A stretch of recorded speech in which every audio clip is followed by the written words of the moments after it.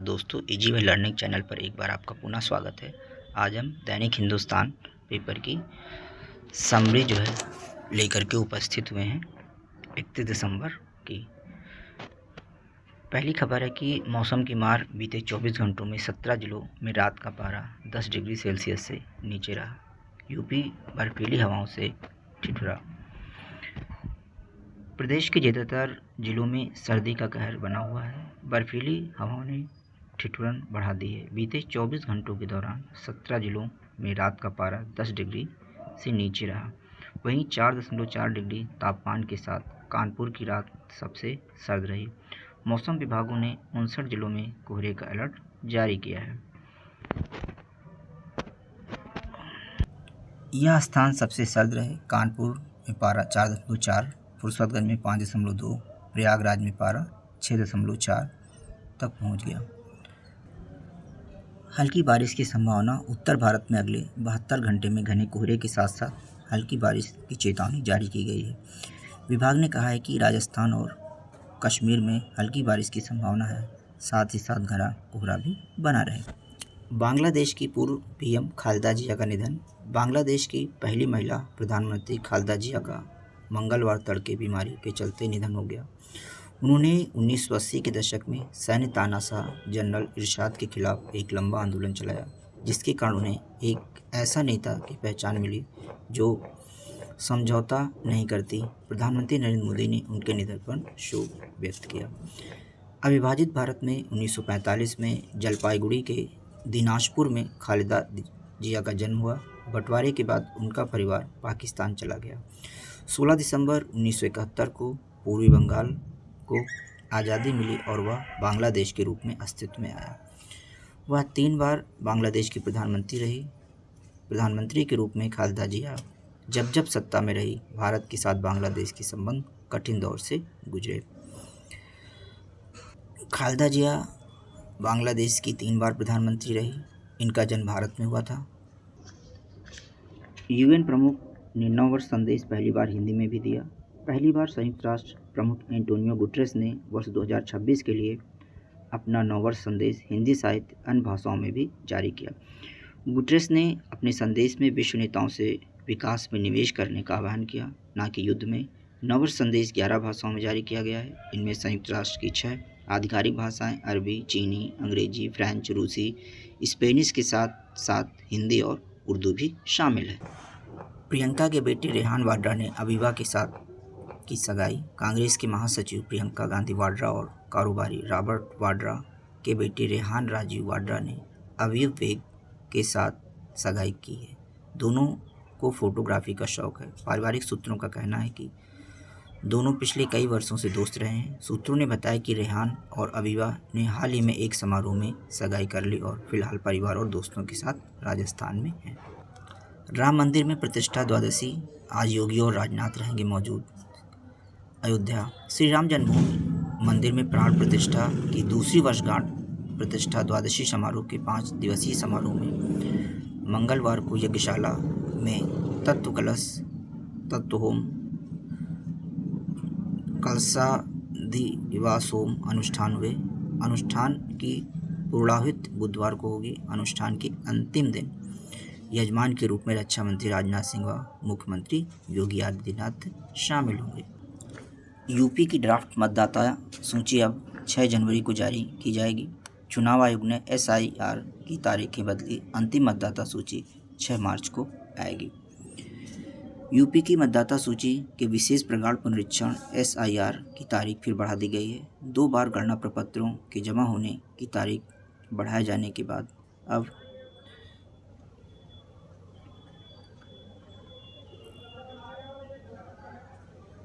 Draft मतदाता सूची के प्रकाशन व दावे और आपत्तियों की तिथियां आगे बढ़ाई गई हैं। ड्राफ्ट मतदाता सूची का प्रकाशन बुधवार यानी 31 दिसंबर को किया जाना था, लेकिन अब 6 जनवरी 2026 को किया जाएगा। यूपी के मुख्य निर्वाचन अधिकारी CO नवदीप रिणवा के मुताबिक अब 6 जनवरी तक ड्राफ्ट मतदाता सूची का प्रकाशन किया जाएगा और 6 जनवरी से 6 फरवरी तक दावे और आपत्तियों का निस्तारण किए जाएंगे। 2.89 करोड़ मतदाताओं के नाम पूरे प्रदेश से कटेंगे। श्रेणीवार नाम कटने वाले मतदाताओं की संख्या है 1.929 करोड़ अस्थायी स्थानांतरित मतदाता हैं, 46.23 लाख मृतक मतदाता हैं, 79.52 लाख खोजे नहीं मिले व गायब हैं, 25.47 लाख पहले से पंजीकृत डुप्लीकेट मतदाता हैं। जिन 10 जिलों में सबसे ज़्यादा मतदाता के नाम कटने हैं उसमें लखनऊ शीर्ष पर है 12 लाख, प्रयागराज 11.56 लाख के साथ दूसरे नंबर पर है और कानपुर नगर 9.02 लाख के साथ तीसरे नंबर पर है। नए मतदाताओं को जोड़ने का काम भी तेज़। 1 जनवरी 2026 को 18 वर्ष की आयु पूरी करने वाले मतदाताओं के नाम मतदाता सूची में शामिल करने का अभियान भी तेज़ी से चल रहा है। सभी जिलों के डीएम को निर्देश दिए गए हैं कि वे बीएलओ को अधिक संख्या में फॉर्म 6 छपवा कर दें, जिससे युवाओं को मतदाता फॉर्म भरने के लिए भटकना ना पड़े। ऑनलाइन आवेदन फॉर्म भरवाने के लिए भी युवाओं व अन्य लोगों को जागरूक किया जा रहा है। एक अन्य महत्वपूर्ण खबर है कि रोवर से सटीक नाप होगी, लेखपालों का खेल अब होगा खत्म। राजस्व परिषद जमीन की पैमाइश में लेखपालों व कानूनगों के खेलों पर अंकुश लगाने के लिए अब तकनीकी का सहारा लेगा। जीपीएस आधारित रोवर मशीन के माध्यम से प्रदेश की सभी तहसीलों में पैमाइश कराई जाएगी। इसके लिए हर तहसील स्तर पर विशेष टीमों का भी गठन होगा। सभी तहसीलों में इस प्रणाली के उपयोग के लिए लगभग 350 रोवर खरीदे जाएंगे। इनकी खरीद की प्रक्रिया शुरू कर दी गई है। रोवर सैटेलाइट के माध्यम से सर्वे ऑफ इंडिया के डेटा के जरिए किसी भी भूमि की पैमाइश करने के साथ ही उसका सटीक मानचित्र भी तैयार करने में सक्षम होगा। रोवर से पैमाइश करने के लिए गांव के सीमा स्तंभ की आवश्यकता नहीं होगी। राजस्व परिषद के अध्यक्ष अनिल कुमार का कहना है कि रोवर के माध्यम से बिना फिक्स पॉइंट के किसी भी ज़मीन की पैमाइश 5 सेंटीमीटर तक की एक्यूरेसी के साथ करना संभव होगा। पायलट प्रोजेक्ट के तहत कई गाँवों में इसका सफल परीक्षण भी किया जा चुका है। 3 से ज़्यादा रोवर राजस्व परिषद सभी तहसीलों के लिए खरीदेगा। 5 सेंटीमीटर तक सटीक पैमाइश हो सकेगी रोवर से। एक रोवर की कीमत करीब 6 लाख रुपए होगी। राजस्व परिषद रोवर के उपयोग के लिए एसओपी भी बना रहा है। रोवर के माध्यम से किसी भी भूमि का क्षेत्रफल निकालने में त्रुटि की गुंजाइश भी नहीं रहेगी। एक रोवर की अनुमानित कीमत 6 से 7 लाख रुपए है। रोवर के माध्यम से पैमाइश में 5 से 10 मिनट का समय लगेगा। हिंदुस्तान जॉब्स, अब आइए कुछ जॉब से संबंधित खबरें देख लेते हैं। डेंटल सर्जन समेत 2158 भर्तियां होंगी। उत्तर प्रदेश लोक सेवा आयोग यूपीपीएससी ने 2158 पदों पर भर्ती के लिए आवेदन मांगे हैं। ये नियुक्तियां पशु चिकित्सा अधिकारी, जांच अधिकारी, स्वास्थ्य शिक्षा अधिकारी, ड्रग्स इंस्पेक्टर, डेंटल सर्जन और मेडिकल ऑफिसर के पदों पर की जाएंगी। आरक्षण का लाभ उत्तर प्रदेश के मूल निवासियों को मिलेगा। अन्य राज्यों के सभी वर्गों के उम्मीदवारों आरक्षित श्रेणी में आवेदन कर सकते हैं। ऑनलाइन आवेदन करने की अंतिम तिथि 22 जनवरी 2026 है। यूपी पुलिस में बने assistant operator. Uttar Pradesh police भर्ती एवं प्रोन्नति बोर्ड ने रेडियो संवर्ग में असिस्टेंट ऑपरेटर के 44 पदों पर भर्ती के लिए अधिसूचना जारी की है। आरक्षण का लाभ उत्तर प्रदेश के मूल निवासियों को मिलेगा। अन्य राज्यों के सभी वर्गों के अभ्यर्थी अनारक्षित श्रेणी में आवेदन करने के पात्र होंगे। उम्मीदवार आधिकारिक वेबसाइट पर जाकर ऑनलाइन आवेदन कर सकते हैं। आवेदन करने की अंतिम तिथि 2 जनवरी 2026 है। योग्यता भौतिकी और गणित विषयों के साथ 12वीं पास होना है। वेतनमान 25,500 से 81,100 रुपये। आयु सीमा न्यूनतम 18 और अधिकतम आयु सीमा 22 वर्ष है।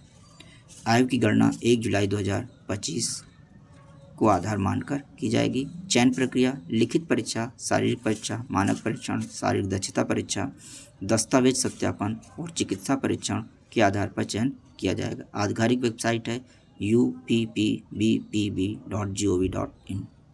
एनटीटी की 1400 सीटों पर महज 301 आवेदन आए। राष्ट्रीय शिक्षा नीति NEP 2020 में जहां प्री प्राइमरी 3 से 6 साल के बच्चों शिक्षा के लिए 10+2 की पुरानी शिक्षा संरचना को बदलकर 5+3+3+4 की नई संरचना लागू करने का प्रस्ताव किया गया है, वहीं बच्चों के अध्यापन और प्रशिक्षण को लेकर कोई रुचि नहीं दिख रही है। इसका अंदाज़ा प्री प्राइमरी शिक्षण प्रशिक्षण पाठ्यक्रमों में आवेदन की संख्या को देखकर आसानी से लगाया जा सकता है। परीक्षा नियामक प्राधिकारी कार्यालय ने प्रदेश के 20 सरकारी और निजी संस्थानों में NTT नर्सरी टीचर्स ट्रेनिंग या diploma in pre school education की 1400 सीटों और प्रयागराज और आगरा की 2 संस्थानों में सीट टी नर्सरी के 61 सीटों के लिए ऑनलाइन आवेदन मांगे थे। आइए अब संपादकीय के प्रमुख अंश देखते हैं। अलविदा खालिदा जिया। बांग्लादेश की पूर्व और पहली महिला प्रधानमंत्री खालिदा जिया के निधन के साथ ही पड़ोसी देश की राजनीति में एक युग का अवसान हो गया। उनका जीवन विरोधाभासों और उथल पुथल से भरा था। अगर वह अपने देश की एकाधिक बार प्रधानमंत्री रही तो उन्हें कारावास से भी गुजरना पड़ा। अगर वह स्वस्थ रहती तो यह सुखद संयोग ही है कि इस बार बांग्लादेश में उनकी पार्टी के चुनाव जीतने की प्रबल संभावना थी। उनकी बांग्लादेश नेशनलिस्ट पार्टी के लिए तो यह खास तौर पर बहुत गमगीन घड़ी है। बेगम जिया के निधन पर वर्तमान कार्यवाहक सरकार ने देश में 3 दिन के शोक की घोषणा की है। इससे भी पता चलता है कि आने वाले दौर खालिदा जिया के लिए अच्छा होता। उनका तजुर्बा मुल्क के काम आता। उनके इंतकाल के साथ ही बांग्लादेश की मशहूर 2 बेगमों की सियासत का दौर पूरा हो गया। बीते 34 साल तक वहाँ इन दोनों ने राज किया। बेगमों के राज की शुरुआत खालिदा जिया ने ही साल 1991 में की थी, जिसे अपने ढंग से शेख हसीना ने आगे बढ़ाया। दोनों की कटु प्रतिद्वंद्विता बांग्लादेश के इतिहास का अटूट हिस्सा है। खालिदा जिया के साथ खास बात यह थी कि सैन्य शासन के बाद लोकतांत्रिक ढंग से उनकी ताजपोशी हुई थी। उनके नेतृत्व में ही बांग्लादेश जमहूरियत की राह पर आगे बढ़ा था। हालांकि खुद उनकी पृष्ठभूमि फौज वाली थी, क्योंकि उनके पति जियाउर रहमान सैन्य कमांडर और देश के राष्ट्रपति थे। पति की हत्या के बाद खालिदा जिया ने बीएनपी का नेतृत्व पूरी मजबूती के साथ किया और सत्ता में लोकतांत्रिक ढंग से वापसी की। यह एक सुखद पक्ष है कि उनके साथ फौज की दखल कुछ कम हुई, मगर दुखद पक्ष यह है कि उनके समय कट्टरपंथियों की ताकत बढ़ी। एक सुखद पहलू यह है कि उन्होंने अपने समय देश में महिला उत्थान के लिए काम किए, पर दुखद पक्ष यह भी है कि उनके समय बांग्लादेश को दुनिया के भ्रष्ट देशों में गिना गया। इसमें शक नहीं है कि खालिदा जिया ने अपने जीवन काल में कई प्रकार के उत्पीड़न का सामना किया। एक मुस्लिम देश में महिला नेता होना और सरकार की कमान संभालना कोई आसान काम नहीं है। कई प्रकार के दबावों का सामना करना पड़ता है। हर तरह के आरोप भी लगाए जाते हैं। यह अफसोस की बात रहेगी कि वहाँ नेताओं के बीच जो सहज सद्भाव होना चाहिए वह नहीं है। इसकी कमी खालिदा जिया को भी हमेशा खलती रही और अब शेख हसीना को भी खल रही होगी। फिर भी जितनी ज़िंदगी या जितने मौके खालिदा जिया या शेख हसीना को मिले, उससे दक्षिण एशिया ही नहीं बल्कि मुस्लिम दुनिया में भी महिला नेतृत्व की एक मिसाल खड़ी हुई। आतंकियों ने मुस्लिम दुनिया की पहली प्रधानमंत्री बेनजीर भुट्टो को ज़्यादा मौका नहीं दिया। अब जैसा माहौल है उसमें महिलाओं के लिए सियासी ज़मीन बहुत सिमट गई है। ऐसे में खालिदा जिया जैसी नेताओं की याद भी रोशनी की तरह है, जिसे आगे बढ़ाने की ज़रूरत है। 2025 उपलब्धियों का वर्ष साबित हुआ। साल 2025 में कई उल्लेखनीय उपलब्धियां हमने हासिल की, जो उन घटनाओं पर भारी साबित होती हैं जो नकारात्मक दृष्टिकोण पैदा करती हैं। यह कोई छिपा तथ्य नहीं है कि भारत ने सुरक्षा से लेकर खेल के मैदान तक, विज्ञान की प्रयोगशालाओं से लेकर दुनिया के बड़े मंचों तक हर जगह अपनी मजबूत छाप छोड़ी। इसी साल ऑपरेशन सिंदूर जैसे सैन्य अभियान चलाए गए, जो संकेत थे कि भारत अपनी सुरक्षा से किसी भी किस्म का समझौता न करना सीख लिया है और अब दुश्मन के घर में घुसकर जवाब देने की हिम्मत पैदा कर ली। इसी तरह वंदे मातरम का यह 150वां वर्ष था, जिसके लिए केंद्र सरकार ने खास तरह के अभियान चलाए। उनमें देशवासियों ने बढ़ चढ़कर भागीदारी निभाई और 2047 तक देश को विकसित बनाने को लेकर प्रतिबद्धता जताई। खेल की बात करें तो इस साल पुरुष और महिला दोनों क्रिकेट टीमों ने आईसीसी ट्रॉफी पर कब्जा किया। पुरुष क्रिकेट टीम ने जहां चैंपियंस ट्रॉफी जीती, तो वहीं महिला क्रिकेट टीम ने पहली बार विश्व कप अपने नाम किया। ब्लाइंड 20 विश्व कप भी महिला खिलाड़ियों ने जीता और इतिहास रच दिया। एशिया कप में भी तिरंगा लहराया। अंतरिक्ष विज्ञान और पर्यावरण संरक्षण की दिशा में भी इस साल काफ़ी काम हुए। शुभांशु शुक्ला पहले भारतीय बने जो अंतर्राष्ट्रीय स्पेस स्टेशन पहुंचे। इसरो ने सिर्फ स्वदेशी बल्कि दूसरे देशों के सैटेलाइट भी अंतरिक्ष भेजने लगा।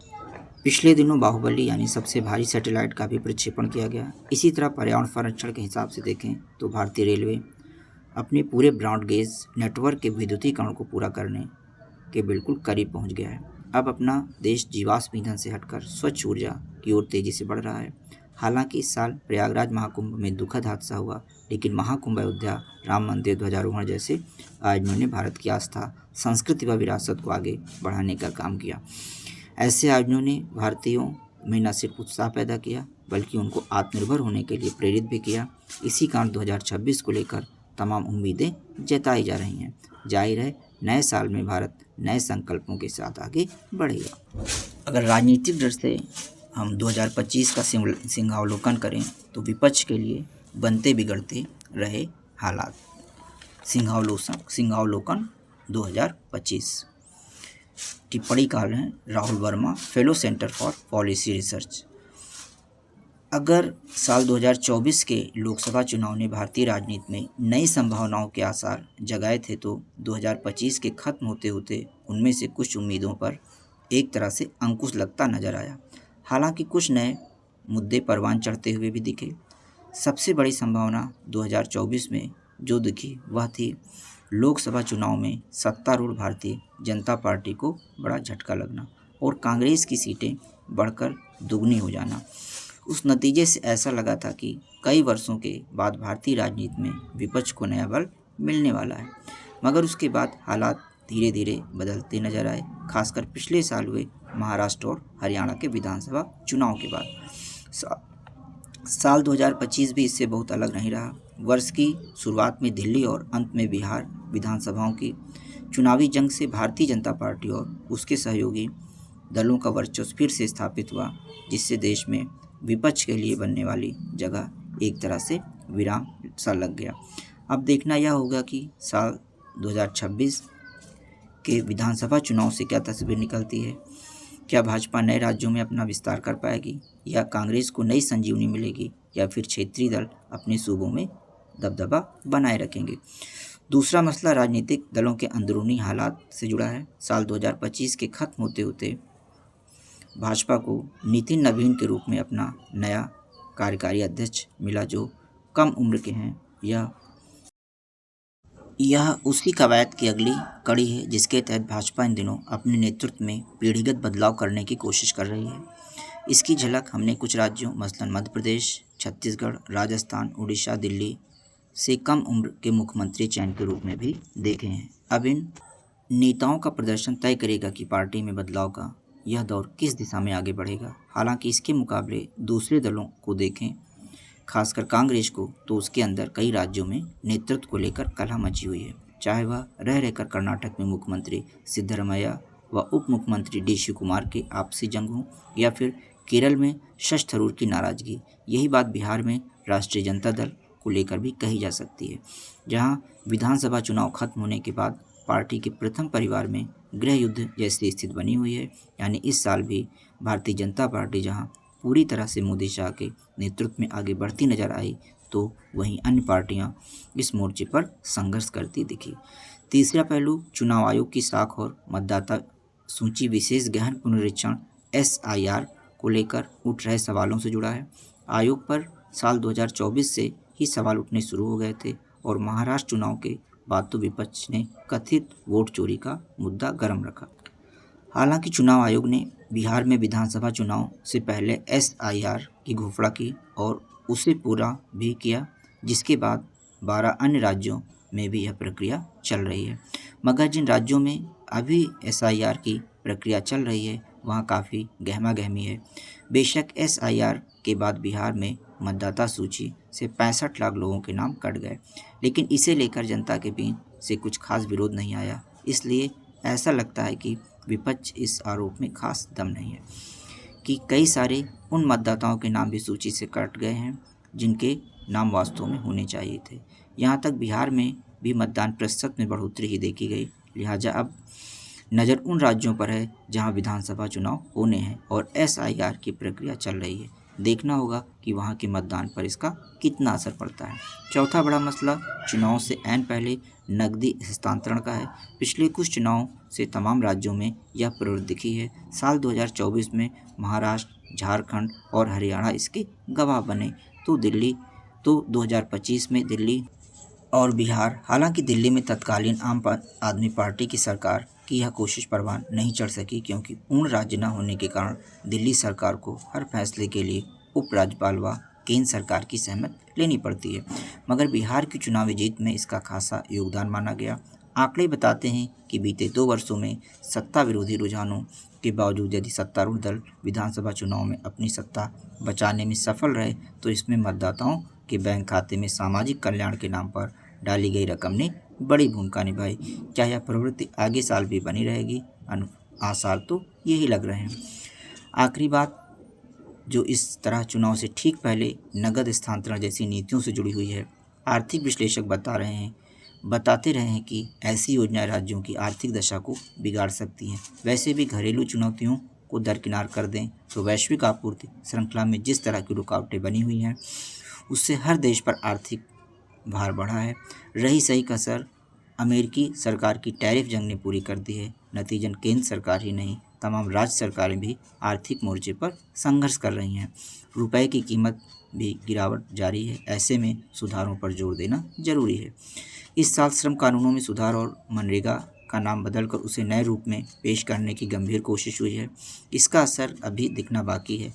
हालांकि औद्योगिकरण की बड़ी योजना इन दिनों नहीं दिख रही है और देश में बेरोजगारी की फौज भी लगातार बढ़ी जा रही है। लिहाजा आर्थिक मोर्चे पर सरकार के लिए गंभीर मेहनत की दरकार है। कुल मिलाकर साल 2025 में राजनीतिक मोर्चे पर मिली जुली तस्वीर दिखी। कुछ समस्याओं का जहां हमने सफलतापूर्वक समाधान निकाला तो कुछ नई चुनौतियां भी सामने आई।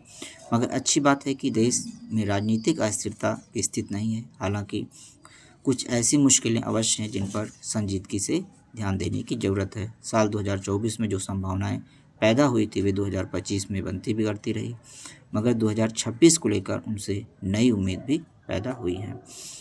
केंद्र और राज्य सरकारें इस पर कितना खरा उतर पाती हैं यह तो देखने वाली बात होगी और आने वाला समय बताएगा। पंजाब में वीबी जी राम जी कानून के खिलाफ प्रस्ताव। चंडीगढ़ पंजाब की आम आदमी पार्टी सरकार ने मंगलवार को राज्य विधानसभा में वीबी जी राम जी कानून के खिलाफ प्रस्ताव पेश किया। भाजपा के नेतृत्व वाली केंद्र सरकार पर मनरेगा को खत्म करने की कोशिश का आरोप लगाया।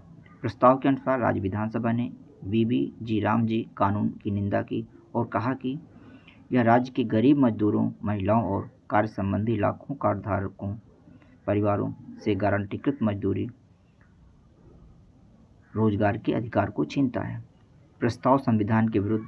केंद्रीय मंत्री शिवराज सिंह चौहान ने पंजाब विधानसभा में वीबी राम जी कानून के खिलाफ प्रस्ताव पेश किए जाने को संविधान के विरुद्ध करार दिया। साथ ही कहा कि संसद द्वारा पारित कानून को मानना राज्यों की संवैधानिक जिम्मेदारी है। भारत के नाम खो खो विश्व कप का खिताब। भारत ने पहली बार आयोजित खो खो विश्व कप 2025 के फाइनल में नेपाल को हराकर पुरुष और महिला दोनों खो खो विश्व चैंपियंस खिताब जीता था। इस आयोजन को भारतीय ओलंपिक संघ से अनुमति मिली थी। खो खो भारत के सबसे पुराने पारंपरिक खेलों में से एक है। ऐसा माना जाता है कि इसका विकास महाभारत के युद्ध प्रारूप चक्रव्यूह से हुआ है, जो खो खो के रिंग खेल के समान एक रक्षात्मक रणनीति है। विशेषज्ञों का मानना है कि खो खो की शुरुआत महाराष्ट्र में हुई थी। शुरू में इसे रथों पर खेला जाता था। आधुनिक फुट संस्करण प्रथम विश्व युद्ध के दौरान वर्ष 1914 में सामने आया, जबकि पुणे के डेक्कन जिमखाना क्लब ने अपने नियमों और संरचना को औपचारिक रूप दिया। स्वदेशी ध्रुव एनजी हेलीकॉप्टर ने उड़ान भरी। अगली पीढ़ी के ध्रुव एनजी हेलीकॉप्टर ने मंगलवार को पहली सफल उड़ान भरी। यह भारत के नागरिक विमानन क्षेत्र के लिए एक ऐतिहासिक क्षण है। नागरिक उड्डयन मंत्री राम मोहन नायडू ने हिंदुस्तान एरोनॉटिक्स लिमिटेड HAL द्वारा डिज़ाइन और निर्मित हेलीकॉप्टर को हरी झंडी दिखाकर पहली उड़ान के लिए रवाना किया। उड़ान भरने से पहले नायडू ने पायलट के साथ कॉकपिट में बैठे। हेलीकॉप्टर में 2 शक्ति 1 H1C इंजन लगे हैं जो बेहतर शक्ति प्रदान करते हैं। ये पूरी तरह स्वदेशी हैं। हेलीकॉप्टर में विश्व स्तरीय नागरिक प्रमाणित ग्लास कॉकपिट है जो AS4 मानकों के अनुरूप है। 1 जनवरी से लागू होना है नियम। कंपनियों ने और समय मांगा। नए दोपहिया वाहनों में नई ब्रेक प्रणाली लगाने पर 50 फीस। नई दिल्ली। देश में 1 जनवरी 2026 से सभी दोपहिया वाहनों के लिए anti lock braking system ABS अनिवार्य करने के फैसले पर पेंच फंस गया है। इसे लागू होने में सिर्फ एक दिन बचा है, लेकिन दोपहिया निर्माता कंपनियों ने हाथ खड़े कर दिए हैं। उन्होंने सरकार के इस नियम पर दोबारा विचार करने को कहा है। माना जा रहा है कि 1 जनवरी की समय सीमा को आगे बढ़ाया जा सकता है। गौरतलब है कि सरकार ने इस साल जून में यह प्रस्तावित किया था कि कंपनियों के लिए 1 जनवरी 2026 से सभी दोपहिया वाहनों में इसे लगाना अनिवार्य किया जाएगा। इसके लिए जल्दी सूचना जारी करने की बात कही गई थी। ऐसे काम करता है ABS. Anti lock braking system ABS एक उन्नत तकनीक है जो अचानक ब्रेक लगाने पर पहिया को लॉक होने से रोकता है, जिससे वाहन का संतुलन बना रहता है और दुर्घटनाएं टल सकती हैं। यह प्रणाली ब्रेक लगाते समय पहियों पर बार बार दबाव देकर वाहनों को फिसलने, स्लिपिंग और घसीटने, स्किडिंग को रोकती है, जिससे चालक को वाहन को नियंत्रित करने और अवरोधों से बचने में समय मिल जाता है।